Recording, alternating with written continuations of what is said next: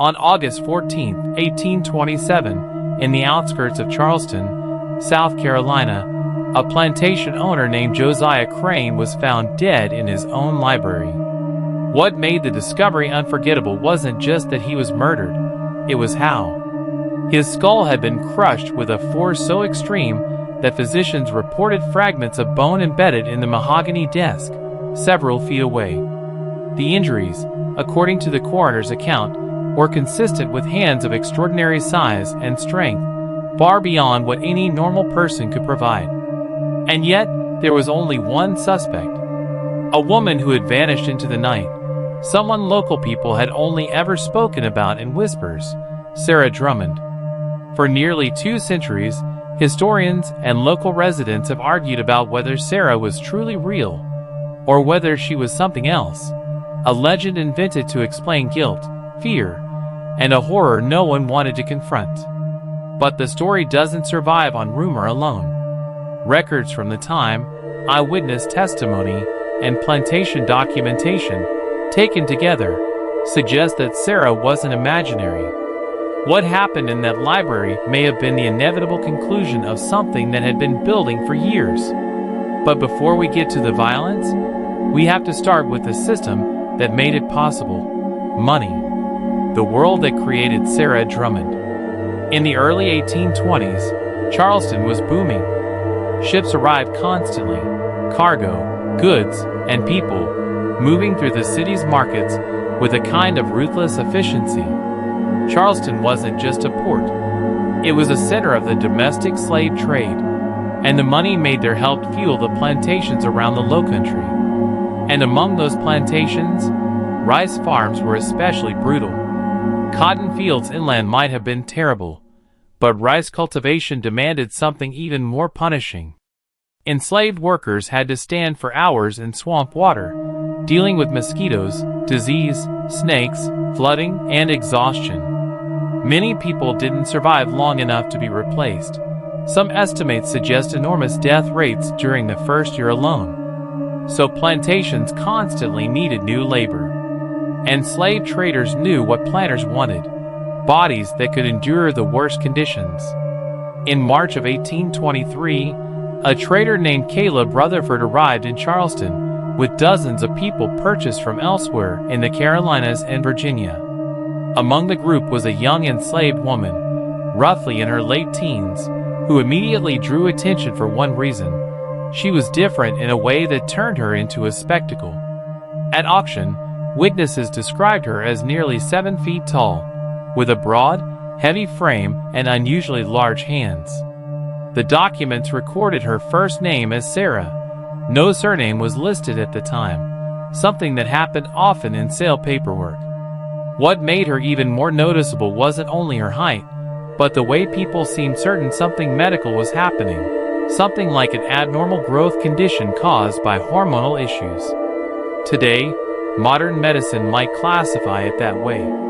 But in the 1820s, people didn't have the language for it. They had only labels: curiosity, freakishness, and profit, purchased as property, and displayed like a trophy. The auction drew a crowd. Planters, merchants, and curious onlookers came to see if the rumors were true. When Sarah was brought onto the platform, people reportedly had to accommodate her size. She had to duck entering doorways, and her hands were described as large enough to wrap around a man's head. Bidding began at hundreds of dollars and rose quickly. The winning buyer was Josiah Crane, a rice planter known for harsh discipline and strict control. He paid an unusually high price compared to other single-person purchases that year. Crane's plantation was called Marsh Bend, deep in the swamps and tidal waterways around Charleston.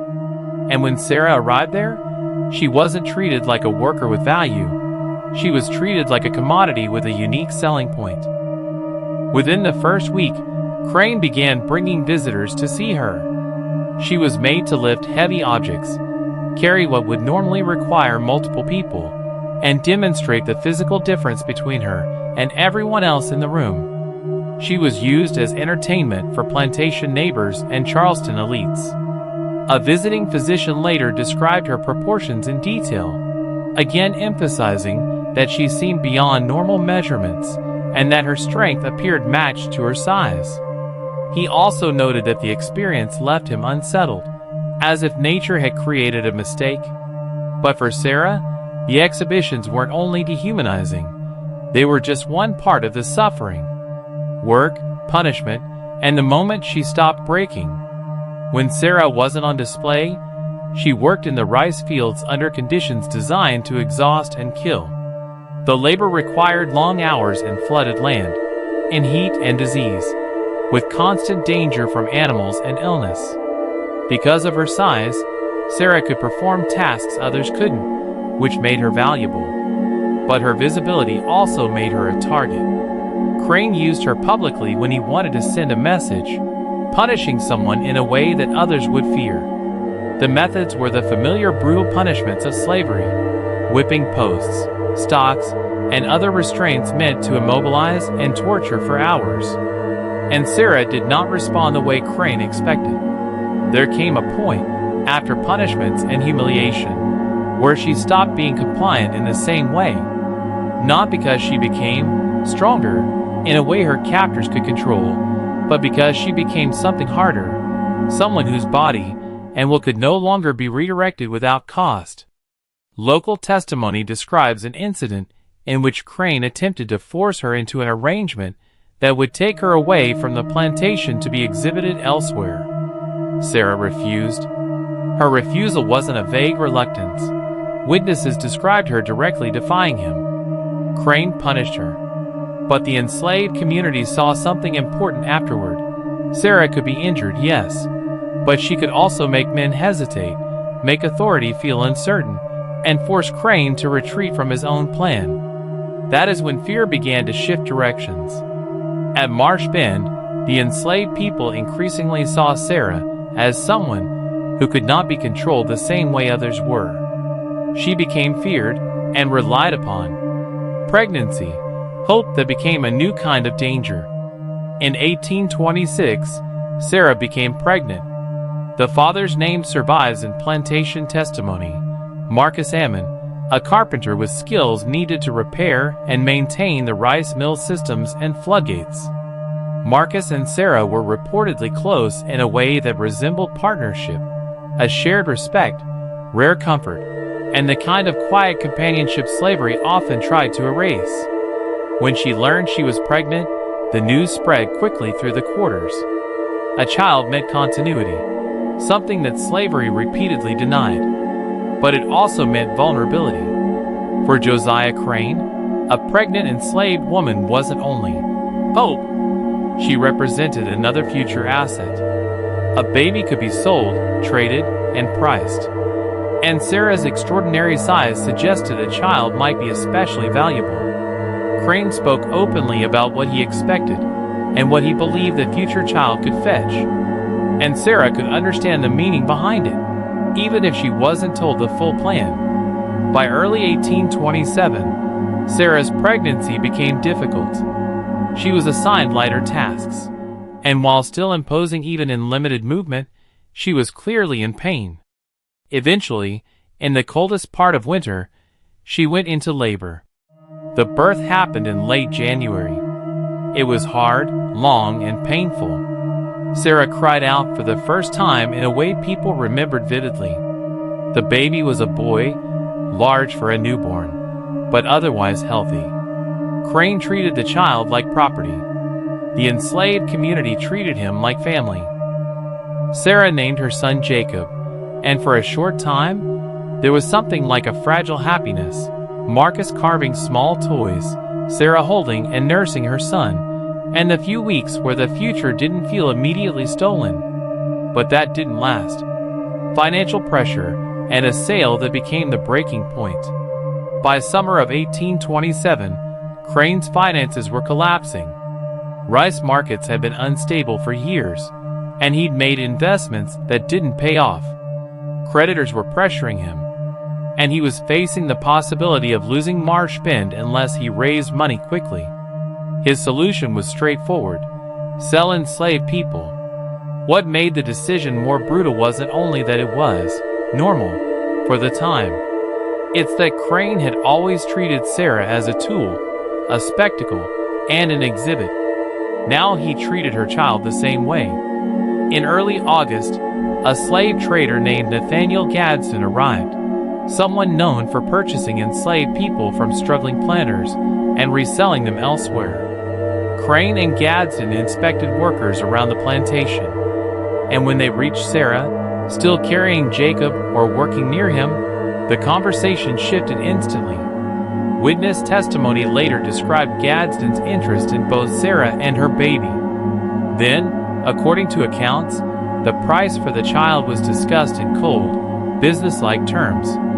The offer was high, and it became clear that Crane needed money more than he needed to keep the baby he'd indirectly purchased, along with Sarah. That night, the enslaved community believed a decision had been made in panic and urgency. Sarah and Marcus whispered together until late. The next morning, Marcus disappeared. Running away wasn't unusual, but this escape carried something else. Hidden inside the lining of Marcus's coat, Sarah had apparently sewn a map of the plantation and paths to Charleston, along with a letter pleading for help to prevent the sale of the child. It was desperate, possibly doomed, but it was all they had. Crane reacted violently to Marcus's disappearance, organizing search parties and patrols. Marcus was found and brought back. Then Crane punished him, publicly, brutally, forcing Sarah and others to witness it. He made an example not only of Marcus, but of anyone who might even consider resisting. After the beating, Crane told Sarah that Gadsden would return and the sale would proceed. No resistance would change it. Sarah said nothing. That silence, those reports describe it, was the calm before the final decision. The day Crane sold Jacob. On August 13, 1827, just one day before the murder, everything tightened. The next morning, Sarah woke before dawn as usual. She nursed Jacob, dressed him, and held him close longer than normal. Later testimony claimed she whispered to him in a way no one else could understand. She placed Jacob in Marcus's cradle, prepared, arranged, almost ceremonially. Then she worked through the day as if she were following a plan no one else could see. At midday, Gadsden arrived to finalize the purchase. Crane and Gadsden completed the transaction in the library or main house, discussing ownership papers for Jacob, 6 months old, and sold for a cash amount that would stabilize Crane's financial situation. After that, Sarah was summoned to deliver the child. A house servant, someone named Ruth in the testimony, was responsible for informing Sarah that it was time. Sarah reacted unexpectedly. She didn't scream or break down. She nodded. She wiped her hands. And she walked to the main house holding Jacob. People expected a fight, some last resistance. But Sarah moved with unusual steadiness. She entered the library where Crane and Gadsden waited. When Crane instructed her to hand the child over, Sarah pleaded. It was the first time anyone described hearing her beg. She promised to work harder. She begged for her child to stay. But Crane responded with the cold logic of ownership, insisting she had no rights and that the matter was finished. Jacob began to cry as Sarah's body reacted to separation. Sarah kissed her son's forehead and, despite shaking hands, extended him to Gadsden. Then she left the library. Sarah vanishes, and the library becomes a crime scene. In the hours after the sale, the entire plantation seemed unnaturally quiet. People returned to their routines because the rice still had to be harvested. But everyone understood what had happened. Sarah returned to her work, but she refused food and avoided conversation. Several testimonies later described her movements as deliberate, almost ritualistic, as if she were preparing for something. Later, she went to Marcus's cabin where he was recovering from his beating. She sat beside him and spoke quietly, long enough for others to understand it was not ordinary conversation. Then Sarah left. At around 9:30 at night, According to later details about a stopped clock, Sarah entered the main house through the kitchen door. Crane was in his library handling account books and reviewing the money from the sale. Ruth, the servant, was upstairs preparing for bed. Isaac, another servant, was in the kitchen building. Neither saw Sarah enter, but Ruth later testified that she heard voices coming from downstairs. First Crane's anger, then Sarah's quieter tone. Ruth heard Crane threaten punishment and demand that Sarah leave. Then the argument escalated. A key moment, Crane threatened Sarah with a pistol. Sarah did not retreat. The gunshot rang out in the house. But when the smoke cleared, Sarah was still standing. The wound was severe, described as a shot that tore through muscle and struck bone. Yet she didn't collapse. Instead, her face remained blank, fixed in determination. In testimony, the pistol becomes central. Ruth described Sarah reaching for it, taking it from Crane, and throwing it aside.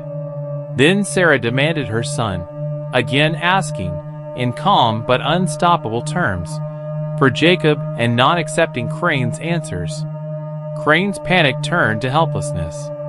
Finally, Sarah moved in a way that no one could forget.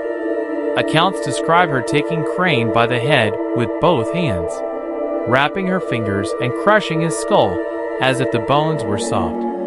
Ruth ran for help, screaming. When other men arrived, Overseer Grimble among them, the library wasn't chaotic anymore. It was silent. Crane was dead with a crushed skull and injuries consistent with compression so extreme that later medical examination made the same conclusion. Hands alone could not reasonably do this unless the hands were extraordinary in size and strength, consistent with Sarah's condition and build.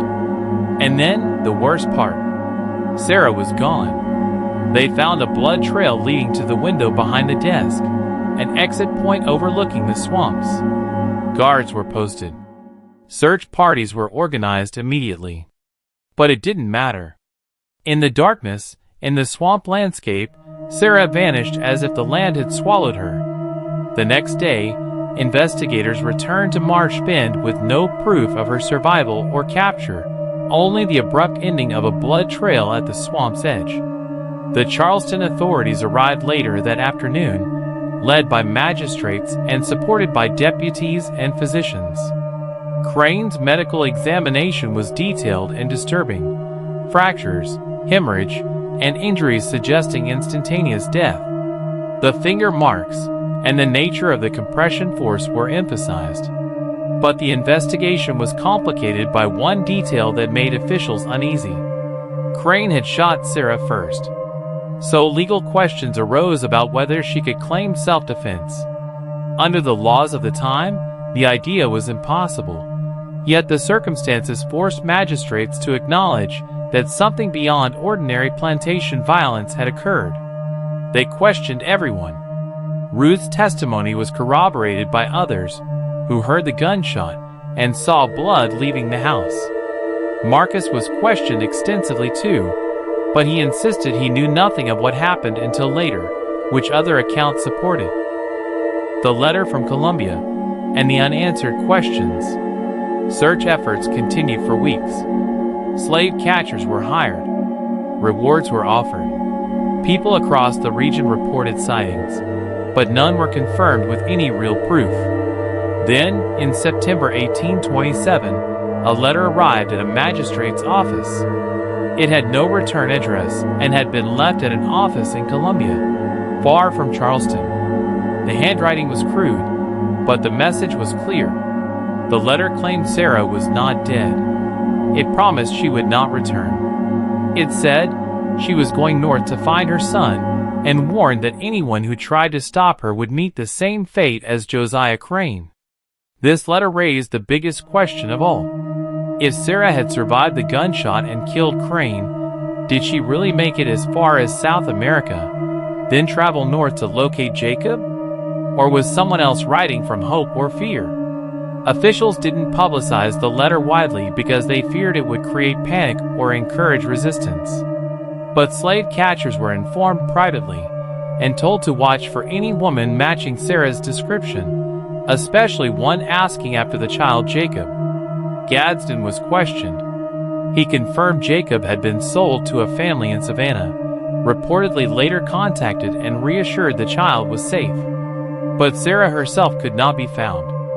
As 1827 moved toward later years, active searching slowed, and officials concluded Sarah likely died in the wilderness from her gunshot wound. With a hot, swampy environment, they believed a body would never be recovered.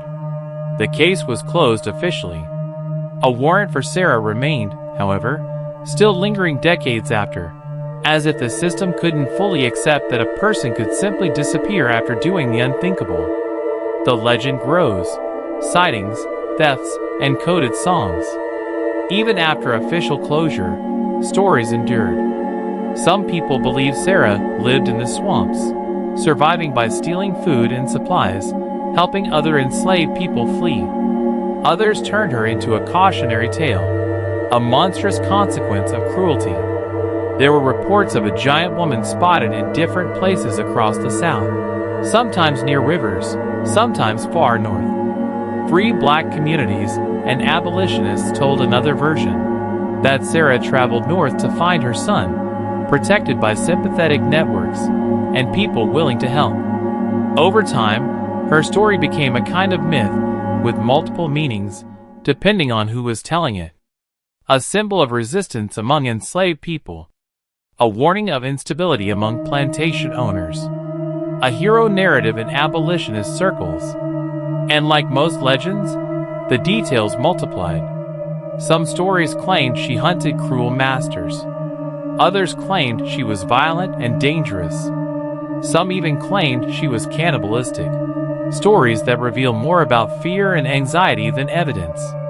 What matters is this: Sarah was never captured again, and she was never confirmed dead. No one could truly prove what happened to her after that night. The 1889 account and the possibility of a life in Pennsylvania. The final piece, the one that keeps the mystery alive, comes much later. In 1889, a Philadelphia physician named Dr. Robert Hayes reportedly treated an elderly black woman who was dying. In her final days, she shared her mother's story, that her mother had been an escaped slave from South Carolina, a woman who had killed her owner in the 1820s. The woman claimed her mother survived in the wilderness for years, eventually escaped north with the help of free black communities and Quakers, and searched for her first child, a son named Jacob, without success. According to the account, the daughter eventually lived quietly under a new name in Pennsylvania until her death in 1867. A historian later discovered the physician's correspondence decades after, in modern times, suggesting it had been preserved. But verification remains impossible. The timeline is long, memory is complicated, and evidence is thin. So we are left with two possibilities, neither proven. Sarah died from her gunshot wound and never made it far. Sarah survived, found a path north, and lived long enough for a story to reach the next generation. What historians believe likely happened. Many historians lean toward the most rational outcome. The gunshot wound was serious, and without medical treatment, infection would likely have killed her within days or weeks. The swamps would have made it hard for anyone to find her body. And the ecosystem, combined with heat, humidity, and wildlife, would likely destroy evidence quickly. That explains why there were no confirmed sightings after the initial search, and why authorities never found proof. But the existence of the letter, and certain coded hints in later accounts, complicates that neat explanation. The legend persists because part of it feels answerable, and part of it doesn't. The closing, what we can and can't know. What is undeniably documented is this: Sarah Drummond existed. She was purchased at auction and held as property. Josiah Crane sold her child. On August 14, 1827, Crane was murdered in his library in a way consistent with Sarah's size and extraordinary strength. Sarah disappeared afterward and was never found with certainty. As for Jacob, his fate can be traced more clearly in records. He was raised by a family in Savannah and later lived to adulthood, eventually becoming a carpenter and starting his own family. And even after emancipation, his family carried the story of his mother, passing down a memory of resistance and survival through generations. In the end, Sarah Drummond may remain a mystery, one that reflects something deeper than a single crime, because her story isn't only about violence. It's about a breaking point. It's about what happens when a person is dehumanized until the only thing left is defiance. And whether Sarah died in the swamps or lived long enough to reach a safer north, her legend endured because people couldn't accept the idea that cruelty can erase a life completely.